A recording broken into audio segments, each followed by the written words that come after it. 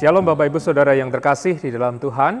Semoga sehat hari ini dan kita akan bersama-sama merenungkan firman Tuhan. Tetapi terlebih dahulu, mari kita memohon pertolongan Roh Kudus di dalam doa.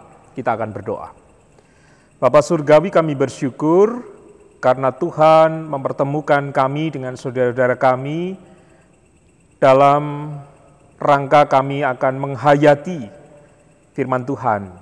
Terlebih meletakkan segala pengharapan dan pekerjaan kami melalui sabdamu pada saat ini, supaya pekerjaan kami, apa yang kami lakukan, menjadi berkat bukan hanya untuk diri sendiri, tetapi juga rekan kerja kami maupun sesama kami. Oleh karena itu kiranya Tuhan menolong kami untuk memampukan agar kami dapat sungguh-sungguh menghayati firman Tuhan dan panggilan-Mu di dalam pekerjaan kami. Di dalam Kristus kami berdoa. Amin. Bapak Ibu yang terkasih di dalam Tuhan, firman Tuhan yang kita akan dengarkan terambil dari surat Galatia pasalnya yang kelima, ayatnya yang ke-16 sampai dengan yang ke-26. Surat Galatia pasal yang kelima, ayatnya yang ke-16 sampai dengan 26. Yang demikian pembacaannya. Maksudku ialah, hiduplah oleh roh, maka kamu tidak akan menuruti keinginan daging. Sebab keinginan daging berlawanan dengan keinginan roh, dan keinginan roh berlawanan dengan keinginan daging, karena keduanya bertentangan. Sehingga kamu setiap kali tidak melakukan apa yang kamu kehendaki. Akan tetapi, jikalau kamu memberi dirimu dipimpin oleh roh, maka kamu tidak hidup di bawah hukum Taurat. Perbuatan daging telah nyata, yaitu percabulan, kecemaran, hawa nafsu, penyembahan berhala, sihir, perseteruan, perselisihan, iri hati, amarah, kepentingan diri sendiri, percideraan, roh pemecah, kedengkian, kemabukan, pesta pora, dan sebagainya.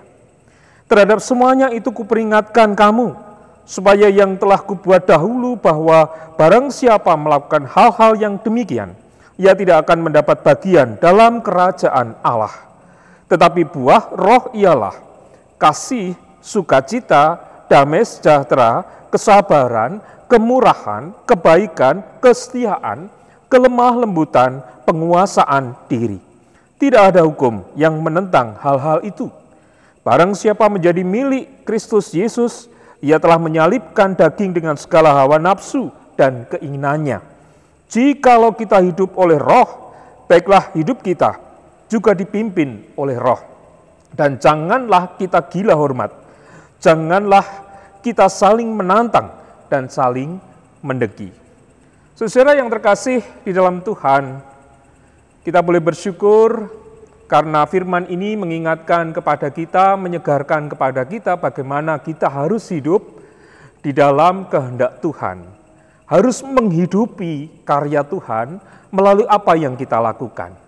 Nah, untuk menghayati firman ini, kita akan diajak dengan tema bekerja dalam pimpinan Roh Kudus. Saudara yang terkasih di dalam Tuhan, untuk sampai ke situ, bekerja dalam pimpinan Roh Kudus, maka kita harus kembali kepada diri kita. Siapa kita? Sebagai umat kepunyaan Tuhan. Kalau kita bertanya, merenung pada diri kita kembali, siapa kita? Tentu kita akan sadar bahwa kita adalah orang-orang yang telah dipanggil oleh Tuhan untuk hidup di dalam roh, untuk hidup di dalam kebenaran. Tetapi saudara yang terkasih di dalam Tuhan, kenyataannya untuk sampai kepada pemahaman dan kesadaran bahwa saya itu hidup di dalam roh bukan perkara mudah. Kedengkian, iri hati, kemabukan, pesta pora, perselisihan, perseteruan, kecemaran, hawa nafsu dan sebagainya, kenyataannya selalu menguasai cara kita berpikir, cara kita bertindak, cara kita bekerja, cara kita berbicara. Padahal saudara-saudara tahu bahwa kalau kita iri terhadap yang lain, apa yang terjadi? Tentu akan menimbulkan salah paham atau tidak nyaman bagi saudara kita. Kalau kita bekerja hanya untuk memuaskan hawa nafsu, apa yang terjadi? Ya, kita akan berusaha untuk menyingkirkan yang lain, meraih sebanyak-banyaknya dengan cara apapun untuk diri sendiri, tidak untuk yang lain. Nah, itu yang sering kali kita lakukan dalam hidup. Kadang-kadang tanpa sadar, kita melakukan kepada rekan kerja kita. Saudara yang terkasih di dalam Tuhan, kalau masih seperti itu pertanyaannya, seberapa kita telah menghayati hidup di dalam roh, menerima Kristus dalam kehidupan kita sebagai orang percaya. Rasul Paulus melalui surat ini yang ditujukan kepada jemaat di Galatia juga mengingatkan akan hal itu. Walaupun jemaat Galatia itu sudah memilih untuk menerima Yesus Kristus sebagai juru selamatnya dan hidup meneladan Kristus, tetapi kenyataannya seperti yang dikatakan dalam ayat-ayat ini, mereka masih membuahi keinginan dagingnya. Mereka masih hidup berlawanan dengan roh. Mereka hanya memuaskan hawa nafsu. Maka dalam ayat yang ke-16, Rasul Paulus mengatakan, maksudku ialah hiduplah oleh roh, maka kamu tidak akan menuruti keinginan daging. Hal yang harus dilakukan oleh umat Tuhan di Galatia adalah kembali kepada kesadaran diri bahwa saya ini telah diselamatkan oleh Tuhan. Hidup dan kehidupan saya ini bukan karena milik saya, bukan karena apa yang saya raih, bukan apa yang saya lakukan. Tetapi semuanya itu karena anugerah Tuhan. Kalau orang bisa menghayati bahwa hidupnya adalah anugerah Tuhan, maka ia akan berusaha bagaimana caranya yang dilakukan untuk kemuliaan nama Tuhan. Maka saudara yang dikasihi oleh Tuhan, Rasul Paulus menghendaki hidupmu oleh roh, maka seharusnya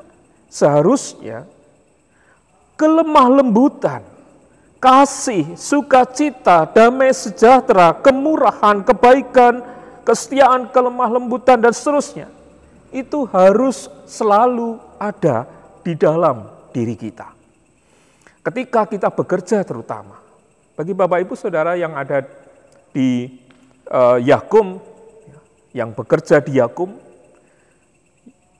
tentu sudah sadar betul bahwa Yakum ini bukan yayasan umum, bukan yayasan yang sekuler, yayasan yang didasari oleh pemahaman akan anugerah Tuhan. Maka seharusnya sebagai orang percaya, kalau punya pemahaman yang sama terhadap tujuan adanya Yakum di situ, siapapun kita yang bekerja dengan kedudukan apa kita, juga harus melandaskannya terlebih dahulu di situ. Tidak sikut sana, tidak sikut sini, tidak menjelekkan situ, tidak menjelekkan di sana. Ya. Tidak berusaha menjatuhkan yang lain. Tetapi justru mari bersama-sama menghadirkan karya Tuhan agar kehidupan kita semakin menjadi berkat. Yakum semakin menjadi berkat. Melalui firman ini kita diajak bersama bagaimana menghayati pimpinan roh di tengah-tengah kehidupan pekerjaan kita. Kalau kita percaya bahwa hidup kita adalah anugerah Tuhan, maka kita pun juga percaya Roh Tuhan akan selalu memimpin kita di dalam kebenaran.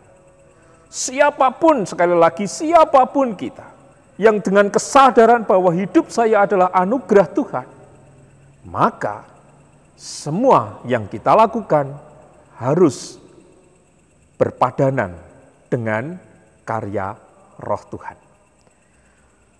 Hidup kita harus senantiasa dituntun oleh Roh Tuhan, sehingga tempat kerja kita sungguh-sungguh menjadi berkat.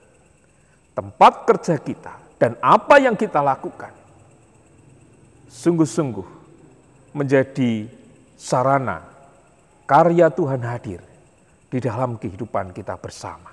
Kalau orang nyaman, kalau orang penuh cinta kasih, kalau orang lembut, penuh dengan kelembutan dalam hal-hal bekerja dihiasi oleh buah-buah roh itu, maka semuanya akan rindu untuk hidup dan menghidupi karya Tuhan. Semuanya akan rindu bekerja yang terbaik. Bukan untuk diri sendiri sekali lagi, bukan untuk hawa nafsu kita, tetapi untuk Tuhan. Semoga Bapak Ibu semakin dimampukan melakukan pekerjaannya di bawah kuasa Roh Tuhan dan melahirkan buah-buah roh yang akan mendatangkan damai sejahtera. Tuhan memberkati Bapak Ibu. Amin. Bapak Ibu, saudara-saudara, setelah kita bersama-sama mendengarkan firman Tuhan, mari kita mohon agar Tuhan berkenan memampukan kita, dan kita akan serahkan kepada Tuhan melalui doa. Kita berdoa. Segala puji dan syukur kami naikkan kepada Tuhan atas kasih dan kemurahan-Mu yang telah Engkau nyatakan di sepanjang kehidupan kami, melalui pekerjaan yang Tuhan berikan, melalui rekan kerja kami, melalui siapapun yang ada di sekeliling kami, mendukung kami. Dan firman Tuhan hari ini mengingatkan kepada kami bagaimana kami harus hidup di dalam kehendak Tuhan. Hidup di dalam roh yang akan menghiasi segala sesuatu yang kami kerjakan. Bekerja bukan hanya untuk diri sendiri, bekerja bukan hanya untuk memuaskan nafsu, bekerja tidak untuk menjatuhkan yang lain, tetapi bekerja untuk memuliakan nama Tuhan. Kami berdoa bagi saudara kami, para pengurus Yakum yang bekerja di Yakum, kiranya Tuhan senantiasa menuntun semuanya, agar dapat menghayati pekerjaannya bukan karena kepandaiannya, bukan karena hasil kerjanya, tetapi semuanya itu karena Tuhan. Tuhan yang telah menempatkan mereka di sana, di tempat kami ini. Tuhan yang akan selalu menuntun mereka di dalam menjalankan pekerjaan Tuhan. Sehingga Yakum sungguh-sungguh dapat dirasakan oleh sesama kami. Terima kasih untuk renungan ini, terima kasih untuk firman-Mu, dan apabila di dalam kami mendengarkan firman Tuhan, terselip dosa kesalahan kami, kiranya Tuhan memberkati. Dalam Kristus Yesus kami berdoa. Amin.